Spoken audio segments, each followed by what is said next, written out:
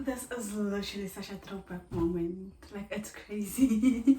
It's crazy. If you have been here since the beginning, then you'll remember the videos where I was literally just doing videos in this room, and yeah, how we've grown, how we have grown. Congratulations for making it all the way through. People had nice beddings, people had cute beddings, and vlog it and let us see. Lecturers care as much as you care about your work. Oh, you do not qualify to write exams, and you're like, I have to qualify to write exams. Hey guys, welcome to my YouTube channel. My name is Olupi Bagafi, also known as Ali, and if you're new, welcome to my returning Slabby Daddies. I feel appreciating love you guys. Okay, so today's video is for all my first years. If you are a first year, whether you are a matric of 2024 or you took a gap year and then you're going to first year, firstly, congratulations for making it all the way through, because not everyone does. So the fact that you pushed and made it all the way to first year and got that acceptance letter, if no one has told you, I'll be the first to tell you I'm very proud of you. And if a lot of people have told you, add me to that list. I'm very proud of you, because honestly, it is not an easy journey. I have been through it. I know it's not easy. So congratulations and well done. I'm gonna be your older sister today and tell you everything that you need to know before your first day of school. So sit down, grab your notebooks, and let's start this video. Okay, so we will start with packing. What do you pack? What do you bring to varsity? What do you not bring? All of that. Okay, I feel like with your clothes it's pretty standard. Just bring all your clothes if you have the space. If you have enough space to bring all your clothes, bring all your clothes and rather keep them in rest, because you're there for 10 months of the time, and then you can travel home with like the small bags. But if you do not have space for all your clothes, then what you want to do is you're going to look at where you're going and then pick accordingly in the semester. Like for example, it's first semester, first couple of months are summer and autumn and a bit of winter, because probably mid-June you're going to be going home for end of first semester. So then look at where you're going and how the weather is that side. Like for example, if you're going to Joburg, the summer in Joburg is very hot, so you're going to need a lot of your summer clothes. The autumn there I don't think is as cold, and it starts getting cold in like winter, so you probably need like a lot of your summer clothes, and then need a few winter clothes, so a few staples for winter, and then the other clothes you can come with when you're coming back for July for second semester. Whereas if you're going to Cape Town rains a lot, so you're going to need a lot of like your rainy clothes days, and then it also has like very hot summer, so your clothes will need to be mixed. Whereas if you're going to Joburg, it's a different, I mean if you're going to Durban, it's a different weather. So just look at where you're going, and then look at where how the summer slash autumn is in that area where that you're going to, and then just pack accordingly. And then secondly is a blanket. You'll need a blanket, but like I said, you're going to school for for summer slash autumn, so you do not need the big blanket.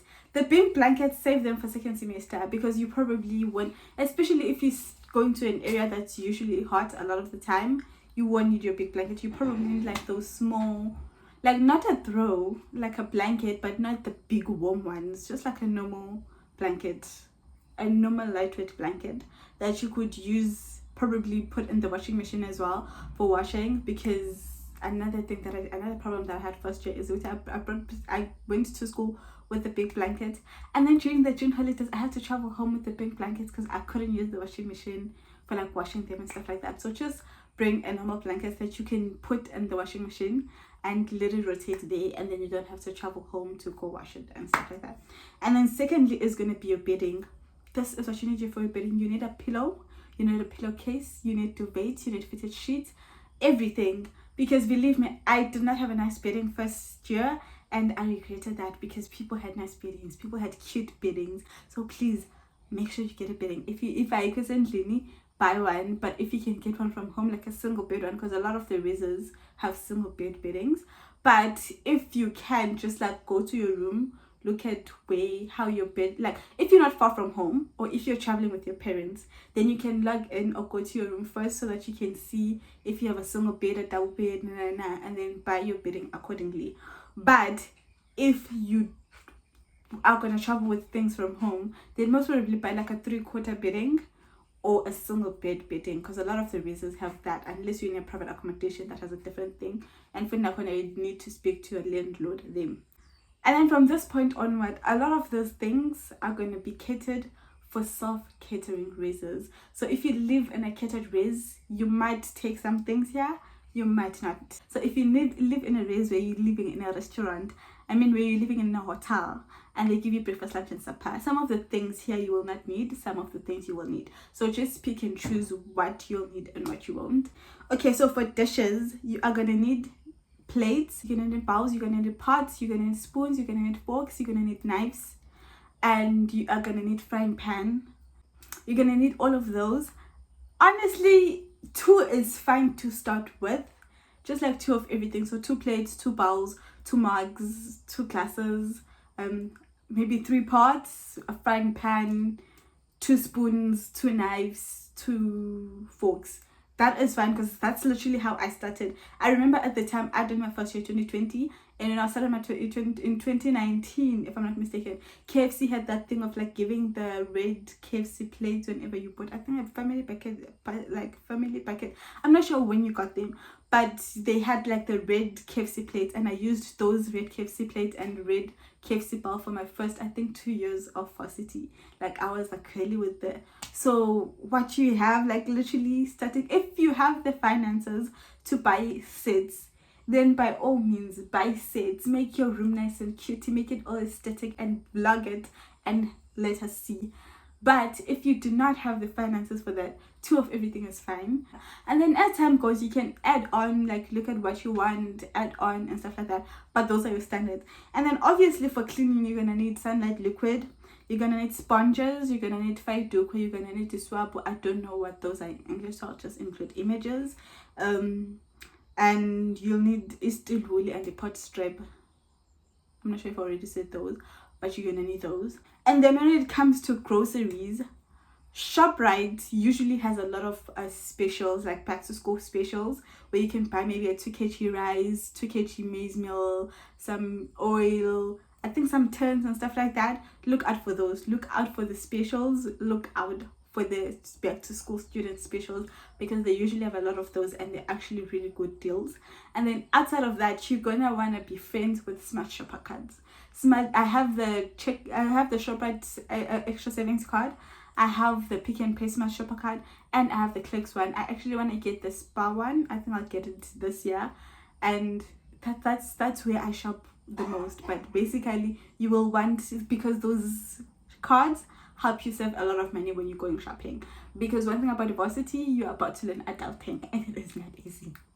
It is not easy, so buckle up and be ready. If you're going to varsity and you're going to a self-catered race, noodles is going to be your best friends, cereal is going to be your best friends, and bread is going to be your best friends, because you just won't have time to cook.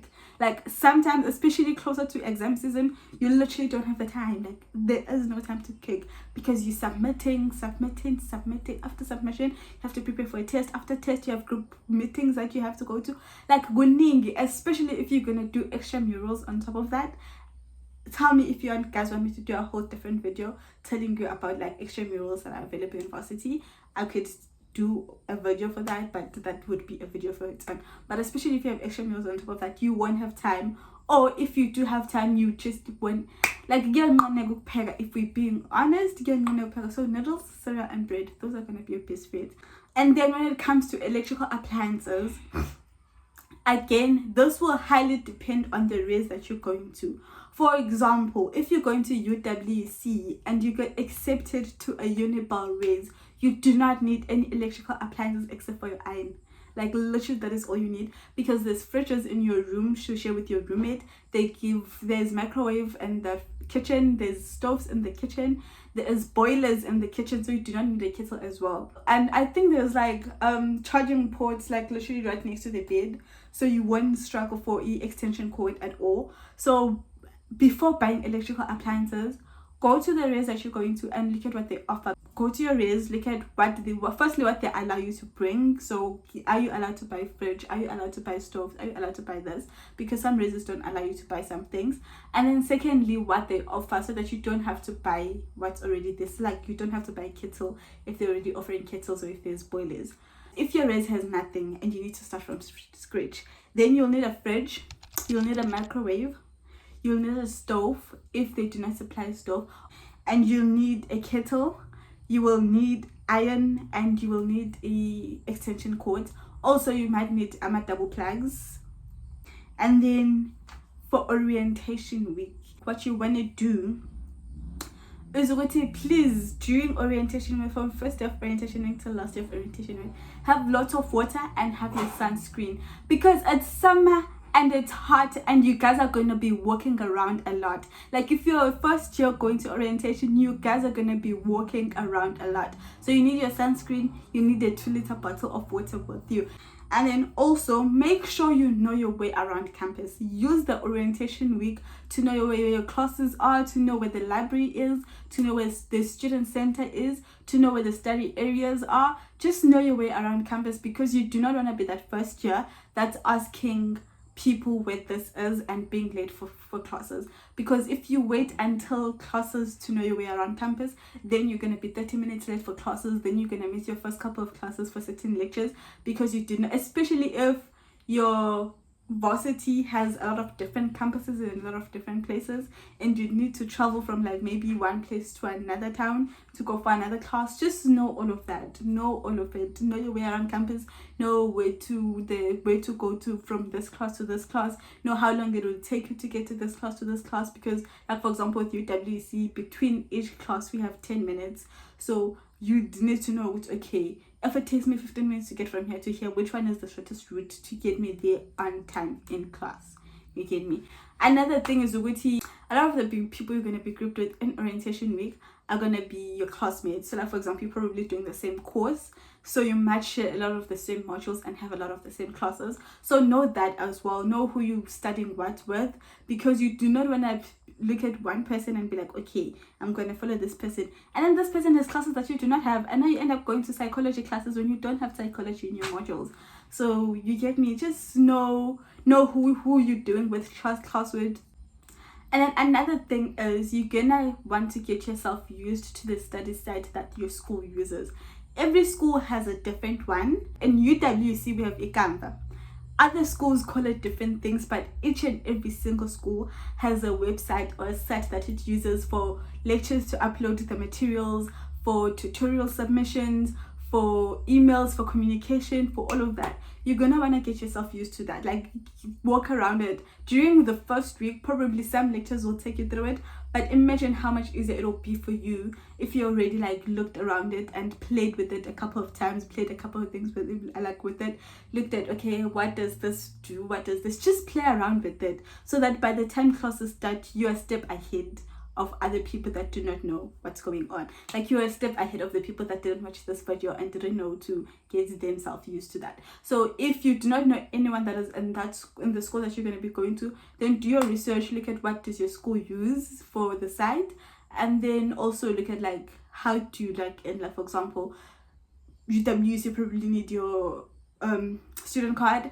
and your password. Just get yourself used to that site. That is the best thing that you can do for yourself, because a lot of submissions are going to happen in that site, a lot of material is going to be posted in that site, and you want to know how to access it and where to get it. And then another thing, when it comes to textbooks, please do not buy brand new textbooks. Please do not buy brand new textbooks. You can literally download every textbook that a lot of the textbook 99% of the textbooks that they say they subscribe at school or for a curriculum, you can get a PDF version of it for free. And if you are a person that likes the physical textbooks and you do not want a PDF, like you want a physical textbook, then you can always go loan it at the library. At UWC we have short loans, so like you can take it like for 3 months, then return it and take it again for the other 3 months, and then the semester will be over and then return it. That you can do for free, or you can borrow one for the year, and then when you're returning it, you're supposed to get like 50% of your money back. And then also if you want one, if you're like, okay, I'm gonna need this textbook for the next couple of years, so it'll help to just have one that's mine, then buy a second-hand one. You do not need to buy a brand new one. It is too expensive. Textbooks are too expensive. So PDF, library loan, or second-hand. And then when it comes to stationery, listen, no one cares which is your book covered or not in varsity. First 3 years in my varsity life, I didn't have my books covered. Some people have one book to cover for all the modules. Some people have a book for each module. That is me. And honestly, it is up to you. The best way you know how to keep your notes is what works for you. Some people use notepads. The people that have notepads just use notepads and write on their lecture slides. Some people want a physical book. Some people just, like, literally in my first class, especially last year, people would go fold their arms and listen and then have a book for their study time. So people started differently, but my advice is have a book for each module, and then also you're gonna need exam pads. Exam pads, it's just buy 2 exam pads. You're gonna need exam pads because a lot of the times you're gonna need to write something that you're gonna need to submit at the time for practicals, for tutorials, for tests, for stuff like that. You might need to just write something that you, so definitely make sure you have exam pads. And then have, what I use is there's the ring, what I use now is the ring notebook. I included a picture, but I use those notebooks. But before, in my first couple of years, I used to use the 2 choir, 3 choir notebooks and the college books. But honestly, what works for you with notebooks. Make sure you have a pen, you have a pencil, and you have a ruler. And then depending on the course that you're doing, you might need a calculator, you might not. I was doing computer sciences. I did maths first 3 years of varsity. I did physics first 2 years of varsity. So I definitely needed a calculator. But if you're doing, like, for example, an arts module, then you probably won't need a calculator. And then for the advice, because you know what I did? I asked my friends, I asked my family members, because I wanted to help you guys out. And if the advice seems a little repetitive, it's because it comes from different people. So sometimes I just write like whatever that person gave me. Yeah.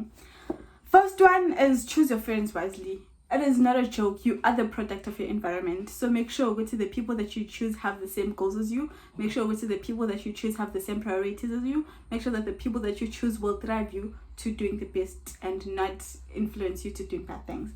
Secondly, attend classes. Some classes have marks for attendance. Some classes attendance is compulsory. For some modules, you will not get to write your exams if you do not attend. So please attend classes. And then the third thing is look at your marks. Each module, you can have a module outline. Look at the module outline and look at what has marks, what doesn't, so that you know what you need to focus on a lot. Now, for example, look at how many marks, how many tutorials will I have, how much are my tutorials worth towards my final mark, how much are my assessments worth, and then so that you know how to calculate, so that you know how to move, so that you know where you can miss class and where you can't miss class. Because in as much as I don't want you to attend class, I don't want you to miss class, that's why I said attend class. But I also know sometimes you literally just have to choose a day that you like, there's something else that you pursue, and you literally have to choose something that you're gonna miss. So rather maybe be like, okay, because attending class is only 5% of my marks, and for practicals it's 20%, I have to make sure I'm there for that practical. Let me rather miss this class, you get me? But also, if you miss a class, make sure you attend, make sure you catch up. It is very important to know how your marks are calculated for varsity, so that you do not get shocked at the end of the semester when they're like, oh, you do not qualify to write exams, and you're like, I have to qualify to write exams. Yes, you do have to qualify to that. Not everybody writes exams. This is not high school, my darling. This is not high school. So yeah, you have to qualify to write your exams. So just know how you qualify to write your exams. And then the other advice is, remember why you're in uni. Have fun and be free, but don't forget why you're in uni. Some people literally like, for some, like, another thing that is important to realize is people in varsity come from different backgrounds. So do not compare yourself to anyone. Like, never compare yourself to anyone. Focus on you, focus on your goals, and remember just like why you're there. Even if you have fun, honestly, varsity is the year to learn independence. Is the years to learn independence. Have fun, go out, do all of that, but don't forget books first. Know your priorities. And then the other one is start it from day one. Like, from the time you get your notebooks, start studying, start planning, start doing, and do not push, because one thing about varsity work, it piles up very, very fast. So you want to get a hold of it from day one. I'm not joking. Some people might think it's a joke, some people might laugh at you, but a month down the semester, when things are submitted, when it's submission after submission after submission, you will thank me for this advice if you follow it. So another thing is constantly work on your work as you get it. Like for example, do not wait for assessments until the last day, rather maybe do 2% each day and as time goes, so that you finish it on time. Do not wait for your practicals for the day before submission or the day of submission. Do not wait for assessments for the day before submission or day of submission, because trust me, I've been burnt by this a lot before. I have failed modules because I waited for the day before my submissions, and I realized why they gave us a whole term, why they gave us 3 months to submit, because of how much work I had to submit, and then I ended up failing. I do not want you to go through the same thing. So that's why I'm telling you now, just work on your work as you get it. If you get a practical now, start looking at it, start planning it, 2% each day to help achieve it. And then another thing is find your community. Best thing you could ever do for yourself is go to church. Best thing you could ever do for yourself. If someone told me first year OLP, find church, go to church and have your godly community, it's going to help you a lot. It has helped me tremendously. I might do a different video about that on its own, but just go to church. And also on the topic of church, there are a lot of people that talk about God the Mother. Please do not fall for that. Please do not get into cults because you're trying to find God.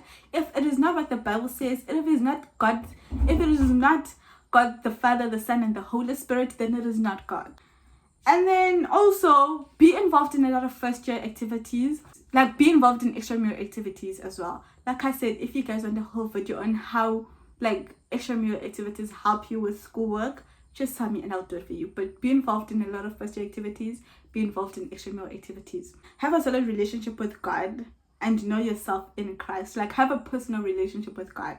Like best investment you could ever do outside of your degree. Make sure by the time you leave varsity, you have a personal relationship with God. Make sure you know yourself in Christ. Make sure you know your Bible.